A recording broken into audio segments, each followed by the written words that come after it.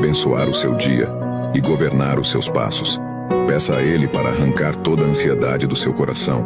Crie o hábito de primeiro pensar em você, cuidar de você. Sem você, você não é nada.